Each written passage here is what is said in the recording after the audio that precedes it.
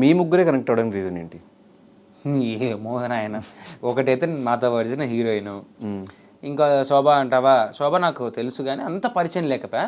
శోభాని captain చేయకముందంత వరకు కూడా అంత ఓకే మేము ఉన్నాం. ఓకే మేము ఏంటంటే బయట పరిచయాలు ఉన్నాయి కాబట్టి మాట్లాడుకుంటూ ఉన్నాం. సరే ఏదో టక్కని కనెక్ట్ అయ్యాం కాబట్టి, ఒకప్పుడు పరిచయం ఉంది కాబట్టి. దాని తర్వాత నుంచి శోభ ఇంకా క్లోజ్ అయిపోయింది నాకు. మ్మ్. నేను అందుకు ఒకసారి సంథింగ్ ఎప్పుడో అన్నా, నేను ఏదో ఓటపీల టైంలో ఏదో అనుకుంటా, అందరు ఒక దిక్కుమాలిన రీజన్లు చెప్పుకుంటూ చేస్తే నోటే చెప్పి అది నా ఫ్రెండ్ ఆడ నించుంది, నా ఫ్రెండ్ ఆడ నించుంటే ఖచ్చితంగా ఇచ్చేస్తాను, నేను దానికి సపోర్ట్. ఇది నేను స్ట్రైట్ ఫార్వర్డ్. ఫ్రెండ్ అంటే నాకు ఫ్రెండే, I will stand for my friend. Friendship నేను ఇచ్చేంత వాల్యూ నాకు తెలిసి వేరే వాళ్ళు ఇస్తారో లేదో నాకు తెలియదు, కానీ స్నేహం అంటే ప్రాణం ఇచ్చేస్తా. ఫ్రెండ్ అనుకుంటే ఎంత కష్టమైనా నేను నించుంటా. నన్ను నాశనం చేసినా వాడి వల్ల నేను నాశనం అయిపోయినా తిరిగి వచ్చి అరే నేను ఫ్రెండ్ కదరా అన్నా కానీ నేను నించుంటా.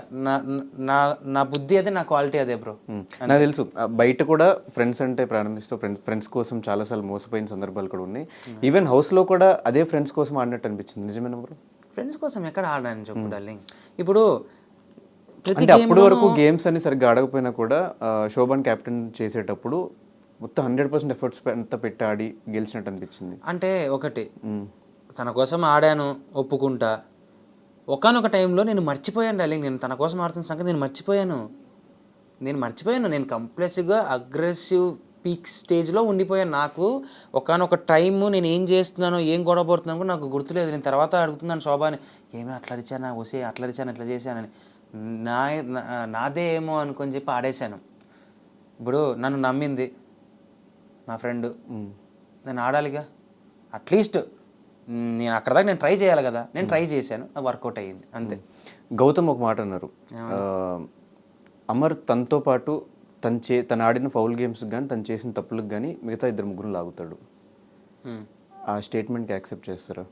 ఎవరిని లాగాను వాడినే చెప్పమను ఒకసారి అయితే. వాడొకడు ఏంది వాడు ఎప్పుడు చెప్పాడు ఇది?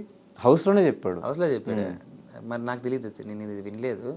నాకు 2-3 లాగడం అంటే తప్పులో నేను ఎప్పుడు లాగాను, ఎప్పుడు లాగలేదు ఏ విషయంలోనూ.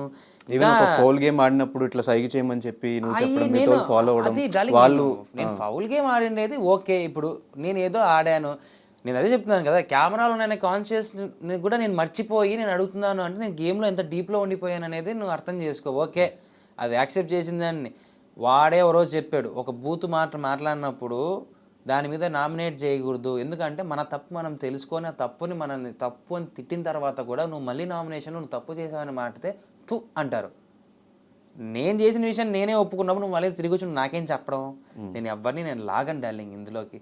మరి అలా వాడికి మరి ఏమర్థమైంది తెలియదు కానీ మరి అలా అన్నప్పుడు మరి బ్యాంకుకి ఏమో అన్నప్పుడు నాకు ఇన్ని కాయిన్లు ఎక్స్ట్రా కావాలంటే నేను మాట కూడా మాట్లాడుకోకుండా వానికి ఎక్స్ట్రా కాయిన్స్ ఇచ్చేసానే. నన్ను తీసుకుందాం మన ఇద్దరం ఆడదాం అన్నప్పుడు మళ్ళీ తీసేసుకున్నానే. మరి ఆలోచన నేను చేయాలి కదా అలాంటప్పుడు. ఇంకొక 2-3 నేను లాక్కోవాలి కదా. కానీ నువ్వు ఇచ్చే వాల్యూ అందరూ ఇవ్వాలి కదా బ్రో ఫ్రెండ్షిప్కి. నాకు వాల్యూస్ తెలుసు.